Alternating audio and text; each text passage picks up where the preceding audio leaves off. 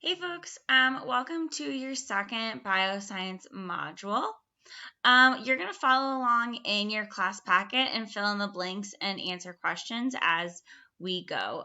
So we're going to be starting with some notes today about COVID-19 specifically, and then get into writing your CER. So first, let's go over those master check answers that you completed last week. So first, one difference between bacteria and viruses is that bacteria can be treated by antibiotics and viruses can't. So that's like one reason why right now we can't treat the COVID-19 virus with an antibiotic.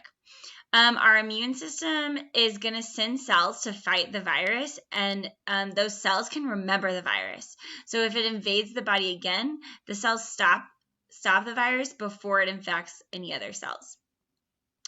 So personally, based on what I learned last week, I think that vaccines are going to expose the body to the virus so that the immune system can remember it and better fight it if it's ever exposed to the virus again. But we'll see if that's true or not.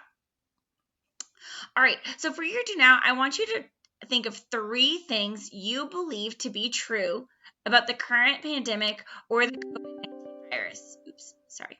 So essentially, I want you to write down 3 claims. All right, so 3 claims of statements about the current pandemic or virus. Here's some examples down here at the bottom. They're also in your class packet. Take 1 minute to write these statements.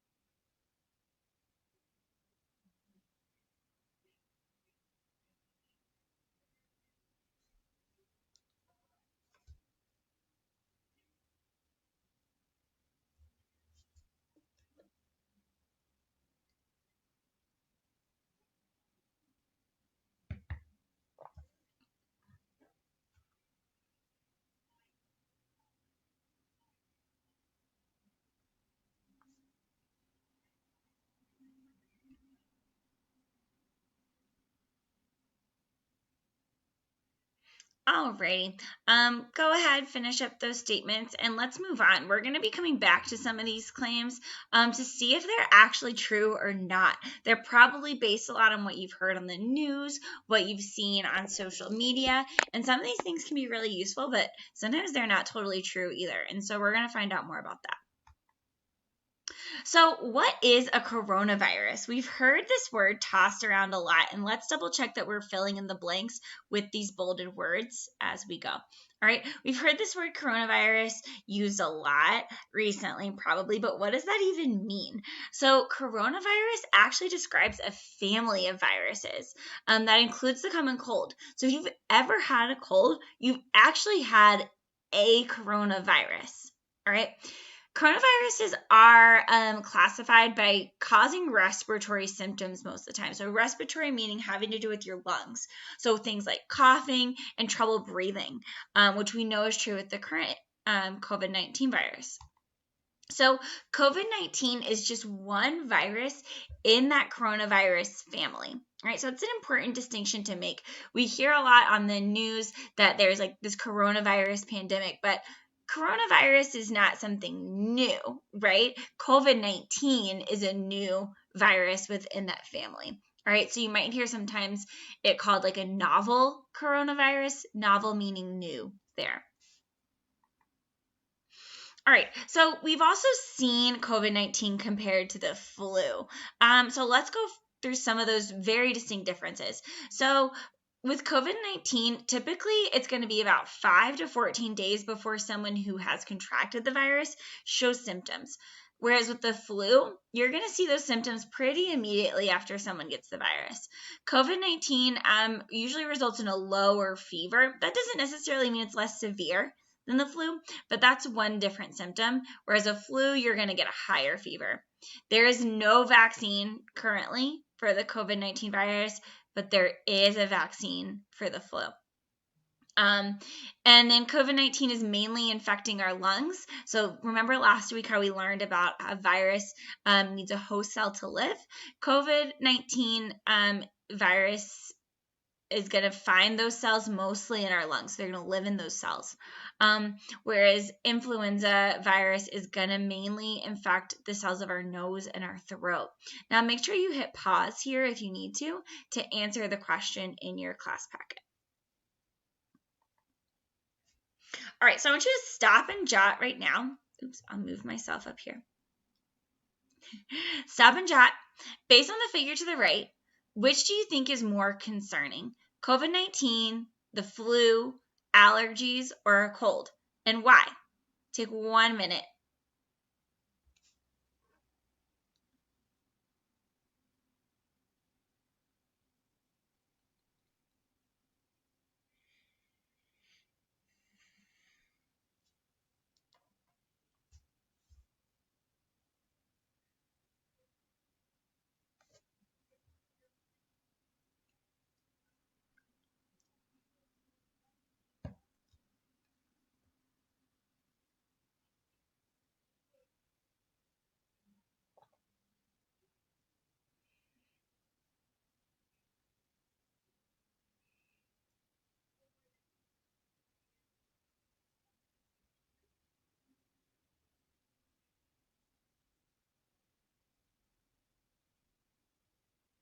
All right, feel free to pause if you need some more time, but hopefully you were able to look at this model and better understand some of the symptoms and impacts of contracting this virus or having allergies, right? Okay, so what's a pandemic? So this is a word that we've heard a lot lately as well. So a pandemic is defined as a global outbreak of a disease. Make sure you're filling in the blank with that word global and all of these bolded words in your class packet. So what that means is it's not just like people in one part of the world are experiencing a specific disease. It's that it's spread to most parts of the world for it to be a pandemic. It also has to be a new virus that people don't have immunity to, and there's no treatment currently for it. So, like we learned last week, right, our bodies, once they're exposed to a virus, can develop immunity. It can remember that virus, so it's better able to fight it in the future. When we're experiencing a pandemic, it's a new virus that people's bodies are not prepared to fight. The COVID-19 outbreak was deemed a pandemic on March 11th. All right, so it's pretty recently, less than a month, or maybe a little over a month ago by the time you watch this.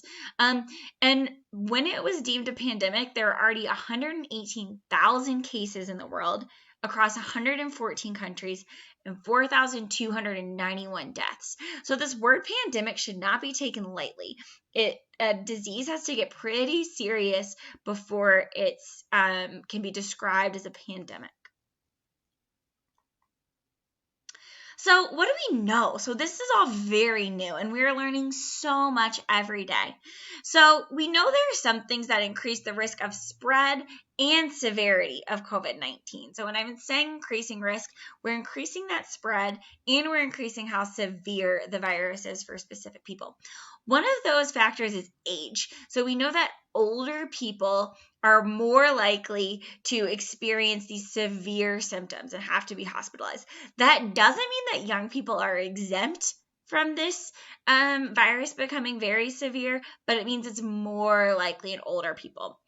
We see the same thing with people with underlying medical conditions. So underlying conditions affecting our respiratory tract, because like we learned earlier, coronaviruses typically infect our respiratory tracts.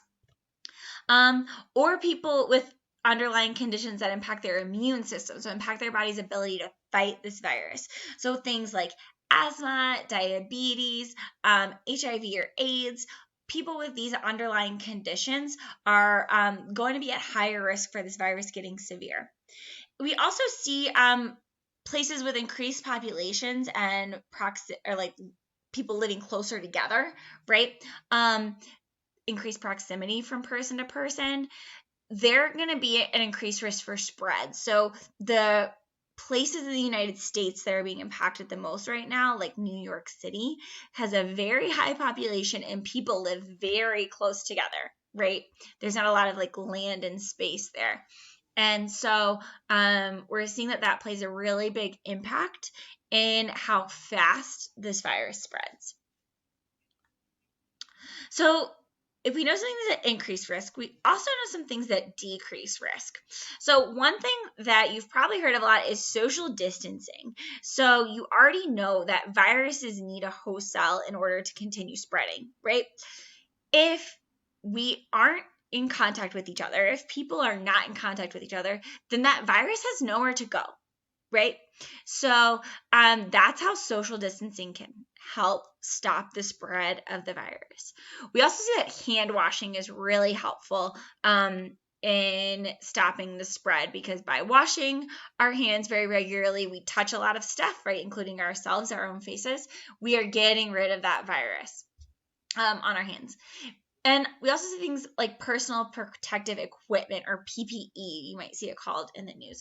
This includes things like gloves and masks. So we've found that it's really important that especially our medical care providers have proper equipment like gloves and masks, so that they can be protected, and so that they aren't further spreading the virus when they're working with patients who are infected.